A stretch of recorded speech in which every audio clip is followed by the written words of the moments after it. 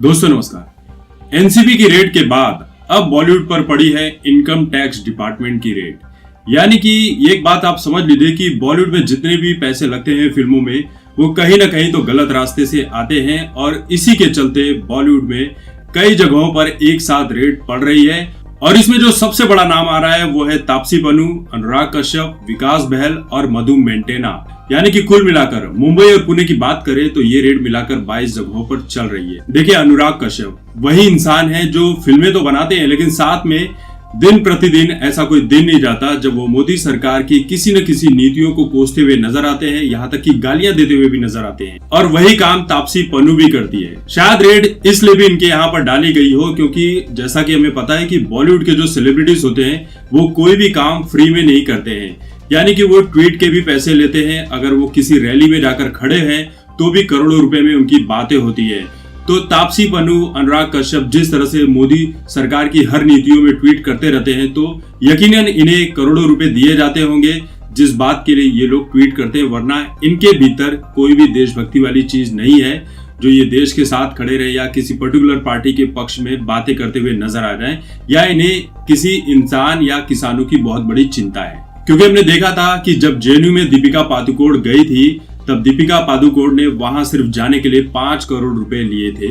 ये बात हम सभी के सामने आई थी जो एनके सूद जी ने बताई थी। देखिए, मधु मेंटेना वही शख्स हैं जो सुशांत सिंह राजपूत के साथ जिनका नाम जुड़ा था, जिस टैलेंट कंपनी के लिए वो काम करते हैं, जहां पर 60 से 70 करोड़ रुपए की हेराफेरी की बात चल रही है, जो सुशांत सिंह राजपूत के मामले में सामने नजर आई थी। अब देखिए, यहाँ पर कांग्रेस का भी दोहरा रवैया दिखाई पड़ रहा है। दोहरा रवैया इसलिए दिखाई पड़ रहा है क्योंकि जब कंगना रनौत के घर को तोड़ा गया, कंगना रनौत को गालियां दी गई, तब कांग्रेस की जो सरकार थी उसने कोई भी सपोर्ट नहीं किया था कंगना रनौत को, बल्कि कंगना रनौत के ऊपर कितना अटैक किया जा सकता है वो काम किया था। लेकिन आज जब अनुराग कश्यप, मधु मेंटेना, तापसी पन्नू और बॉलीवुड के जितने भी बड़े बड़े सेलिब्रिटीज हैं, उनके घर पर जब इनकम टैक्स की रेड पड़ी है, तब यही कांग्रेस के लोग बोल रहे हैं कि मोदी सरकार जो है वो बदला लेने का काम कर रही है, ये जानबूझकर किया जा रहा है। लेकिन जब कंगना रनौत के ऊपर प्रॉब्लम आई थी तब इन लोगों ने कोई भी ट्वीट नहीं किया था, ना ही कोई समर्थन वाली बात कही थी।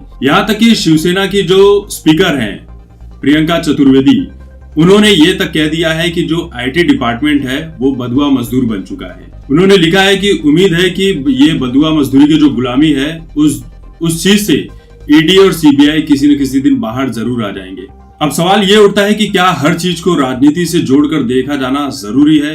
लेकिन राजनीति यही कहती है कि आप जिस पार्टी के विरोध में लिखेंगे, दूसरी पार्टी आपको पकड़ लेती है और आपके साथ में खड़ी नजर आती है। लेकिन होना ऐसा चाहिए कि कोई कितना भी गलत हो, आप उसके सपोर्ट में बाद में खड़े रहो। उसने गलत काम क्या किया है, सबसे पहले उसकी इंक्वायरी होनी चाहिए। और यहाँ तक कि मैं उस चीज का वेट कर रहा हूँ कि कब स्वरा भास्कर के घर पर रेड पड़ती है, क्योंकि सबसे ज्यादा ट्वीट यही करती है।